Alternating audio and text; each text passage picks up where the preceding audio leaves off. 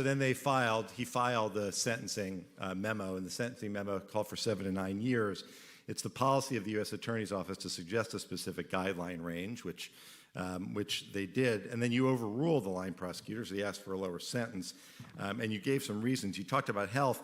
Health is to be considered only for an extraordinary physical impairment. Did that apply to Roger Stone, Mr. Attorney General? That's what the guideline said. Well, actually, I can't, I can't reveal all the information. I'm not asking what his health was, but did that apply? No. Okay. Did what apply? His health. Was that the reason? Health is a reason to. I know. Is that the reason for Roger Stone? Where you're asking for a lower sentence. Let me go on. It says age. Let me go on. Age. Why I feel. Hold on one second. Age can be consideration. It says only if it creates conditions that are of an unusual degree and distinguish the case from typical cases. He was 67. The judge agreed with me, Congressman. No, that's not what I'm asking. I'm not asking you that. The judge agreed with me. I'm not asking whether. I know you're not asking. I'm not asking you that. And the issue here is whether Roger Stone was treated differently because he was friends with the president. When you asked to reduce the sentence, you said enhancements were technically applicable.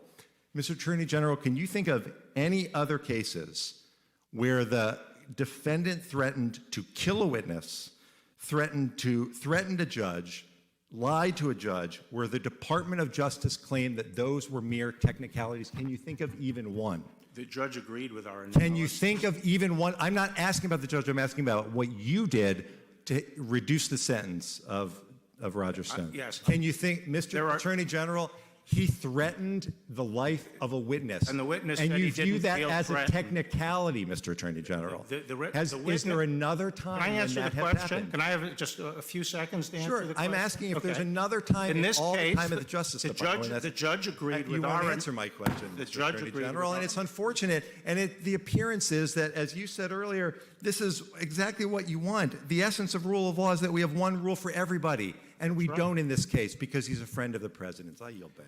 In your time at the department, you have aided and abetted the worst failings of the president. Again and again, you personally have interfered with ongoing criminal investigations to protect the president and his allies from the consequences of their actions.